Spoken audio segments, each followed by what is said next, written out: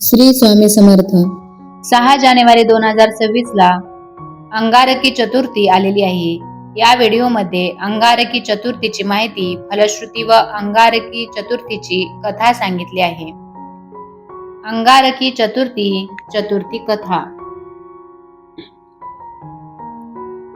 मुद्गल पुराणात आणि गणेश पुराणात या संबंधी कथा आहे. गणेश भक्त आणि वेदवेत्ते अग्निहोत्री ऋषी भरद्वाज अवंती नगरी राहत होते. क्षिप्रा नदीवर ते एकदा स्नानाला गेले असता एक अप्सरा जलक्रीडा करत होती. तिला पाहून भारद्वाजांचे तेज द्रवीभूत झाले. ते पृथ्वीने धारण केले. त्यानंतर पृथ्वीला जो पुत्र झाला तो जास्वंदीच्या फुलासारखा लाल होता. तो 7 वर्षांचा झाल्यावर पृथ्वीने त्याला ऋषींच्या स्वाधीन केलं. त्यांनी त्याचे उपनयन केले, वेद शिकवले आणि गणेश मंत्र देऊन उपासना करायला सांगितलं. त्यानंतर तो मुलगा अरण्यात गेला. त्यानं 1 सहस्त्र वर्ष तप करून गणेशाला प्रसन्न केलं. गणेश प्रसन्न झाले व त्यांनी मुलाला दर्शन देऊन इष्टवर मागण्यास सांगितले. तो मुलगा म्हणाला की मला स्वर्गात राहून अमृत प्राशन करावयाचे आहे. माझे नाव त्रैलोक्यात विख्यात व्हावे. आज जी चतुर्थी आहे ती सर्वांना कल्याणकारी हो. यावर गणेशानं आज जी चतुर्थी आहे ती सर्वांना कल्याणकारी हो असे वरदान दिलं.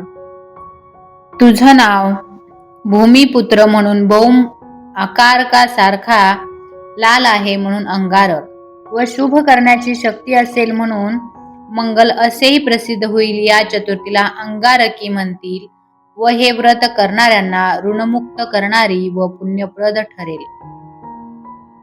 तुला आकाशात ग्रहांमध्ये स्थान मिळेल व तू अमृतपान करशील असा वर त्याला गणेशानं दिला.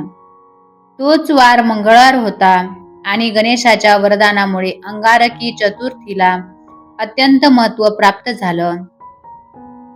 गणेशानं आपल्या परमभक्ताला हे वरदान दिले की ह्यापुढे भविष्यात येणाऱ्या मंगळवारची चतुर्थी ही तुझ्याच अर्थात अंगारकी ह्या नावाने ओळखली जाऊन संबंधित उपासकास 21 संकष्टी केल्याची फलप्राप्ती ह्या चतुर्थीमुळे मिळेल आणि तुझ्या या सहस्र वर्षाच्या तपश्चर्येचे पुण्य युगानुयुगे त्यांच्याही वाटेल जाऊन त्यांच्या इच्छित मनोकामना पूर्ण होतील. ते ऋणमुक्त होतील.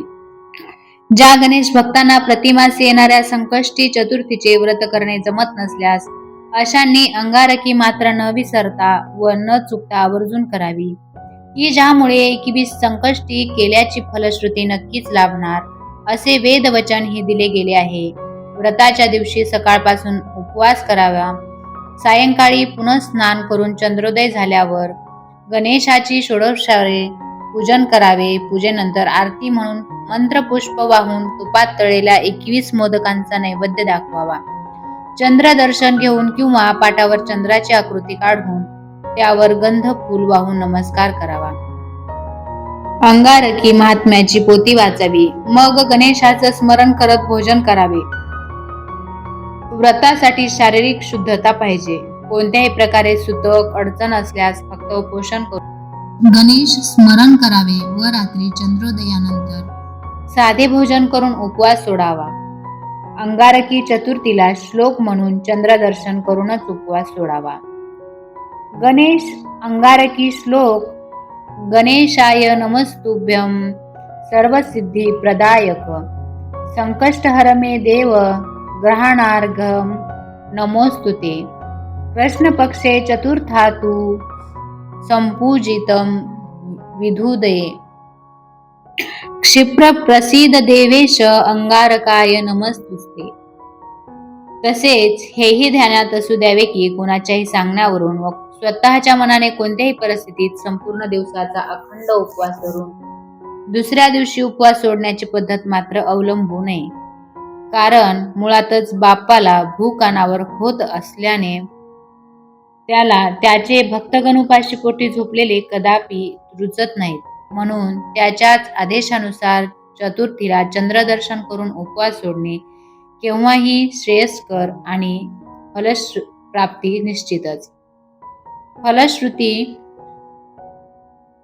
संकष्टीप्रमाणेच या व्रताच्या आचरणाने ही संकटे नष्ट होतात, लग्ने जमतात, संतान प्राप्ती होते, कुटुंबातील व्यक्ती सुखरूप राहते, भांडणे मिटतात, परीक्षेत यश मिळते, पराक्रम घडतो, कीर्ती प्राप्त होते, मंगळ ग्रहाची उग्रता कमी होते, 21 संकष्टी चतुर्थी व एक अंगारकी याचे फळ सारखेच मिळते. व्हिडिओ आवडल्यास एक लाईक नक्की करा, चॅनलला सबस्क्राईब करा. धन्यवाद.